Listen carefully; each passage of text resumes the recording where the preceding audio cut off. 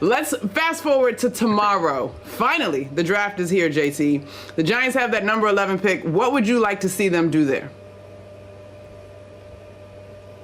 It's hard for me to answer that question because I'm obviously super defensive biased. I think defense wins championships. If you look at the teams that have held up that Lombardi Trophy in the Giants blue, they were really, really defensive-centric football teams. But we did trade up to get this quarterback out of Duke named Daniel Jones, and I think we need to put people around him to help him showcase if he was the right pick for us, right? You can't evaluate him if you don't have an O-line in front of him. You don't have the weapons to be thrown at. And I do like what they did in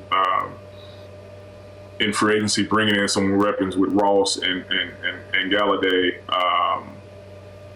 But I would like to see us draft a weapon on offense. I don't know what that is. There's a lot of great. This seems to be a great wide receiver draft, especially in the first round. I haven't really looked at the O linemen and don't know how deep that position is in this draft. But I would like to see us go.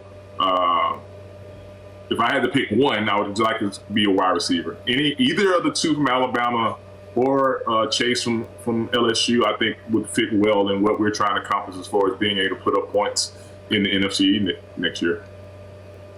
A lot of names hopefully going to have their dreams come true tomorrow. So we'll see what the Giants do. Now, Justin, you're uniquely qualified to answer this question because you were a great linebacker in college and you became a great defensive end in the NFL. A lot of rookies are probably going to have to change positions when they get to the NFL. So how do you know? What was like the first sort of qualification that you saw from certain rookies that let you know they were ready to play in this league?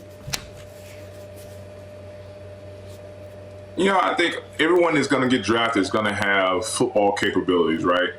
But it's so much that goes into being a pro that's outside of just how fast you run and how physical you are. Are they getting in their playbooks? Do they know the plays? Are they accountable? And I've seen so many guys' careers get cut short because they wasn't accountable. So from the maturity standpoint, now you're on your own. There's no more college coaches in your ear waking you up in the dorm room, making sure you go work out. There's no more, whatever it may be. Some schools have handlers to make sure their stars are up and doing the right thing. That's out the window now. You're a grown man. You're in this league. They're paying you a lot of money. You have to be accountable. And if you're not accountable, then you're probably not going to be able to go out and perform and be ready to help a football team.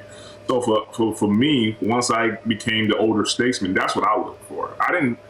You can teach, you can help them on the football side of things, but if they're not doing the right things, eating the right foods, getting the right rest, being in the right places, and staying out of the wrong places, that's going to allow them to go out and perform on the football field. That's the easiest and quickest way to get a team, especially like captains and leadership on the team, to be on your bad side. So that's the first thing I look at.